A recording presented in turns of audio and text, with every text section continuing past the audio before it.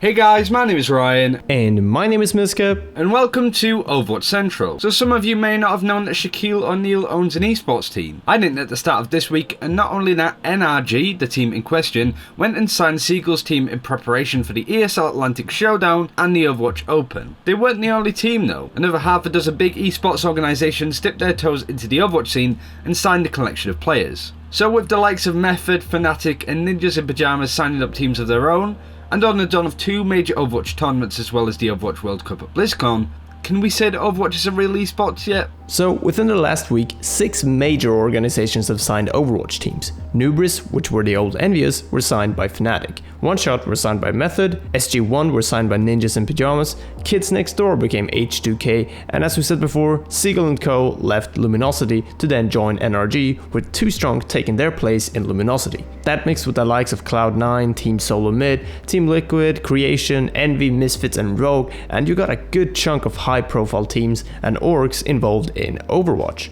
Also, the qualifiers for the Overwatch Open finished this week, so we already have a pretty decent idea of which of these teams actually have the mettle to go and win some of these big prizes in the competitive Overwatch scene.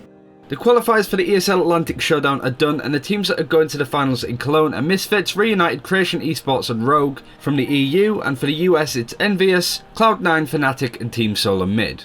The thing about these teams is that they contain players that have been around in the Overwatch scene for a while and have played together for quite some time, although some have had different names and had different players inside their team. A lot of the teams that we spoke about that have signed up didn't actually make it to the ESL Atlantic Showdown, but that doesn't mean that we won't see them at the high end of stuff, but we'll go over that in a second. In regards to the Atlantic Showdown, we're bound to see some really close and nail-biting games at Gamescom, so make sure to keep up to date with that all with the ESL Overwatch Twitch channel. The link is in the description below. Or if you happen to be at Gamescom, then make sure to stop by and watch a couple of the games and definitely don't miss the finals for it, which will be on at the Blizzard and ESL stage. Also, come say hi if you see us. Anyway, let's get back to talking teams, and more specifically, what sets them apart. A major thing that sets some teams apart is having a team house actually. Instead of playing from their own homes, teams rent a place for the players to live, eat, sleep, and play together in. It adds solidarity with the team, and in person they are just known to connect, communicate and play better. Also, it eliminates the ping difference. Now obviously on their own the players and the team can't really afford that luxury, but no doubt some of these bigger organizations are in the planning stages of sorting out team houses. Maybe they'll sort out some roster changes as well, but overall do expect to see some teams move in together and expect those same teams to kick ass. Another thing some teams will do is boot camp, where teams do a similar thing but go away for a week or two. They may go and play against another team at their level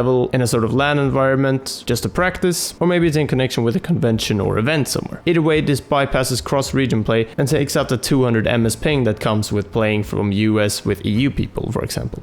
We mention this because at the moment Overwatch's esports level is made stale by one team constantly winning, which sounds like an absurd thing to complain about. World competition at the highest level is always needed to make sure that the scene remains fresh and interesting. And of course there will always be favourites, but Envious at the moment are just super strong, and also they were one of the first teams to be in a team house, and that is no coincidence. Basically, the good thing here is that the bigger organisations are now picking up squads and will no doubt put more money into setting up team houses or to send them to boot camps, and it basically means that they have the ability to practice more, gain access to better resources, and just have a better environment to play in, making some teams that do have high potential but cannot reach it soar, and with any luck these teams can knock Envious off the top spot. We've seen some teams like Anox go away at boot camps and come back super strong. And don't get us wrong, we like Envious, Internet Hulk is still my personal favourite player, but just having one team win all the time isn't fun to experience for spectators, not for the players, talent and so on and so forth. The more competition there is for the top spot in these tournaments, the better the scene will be.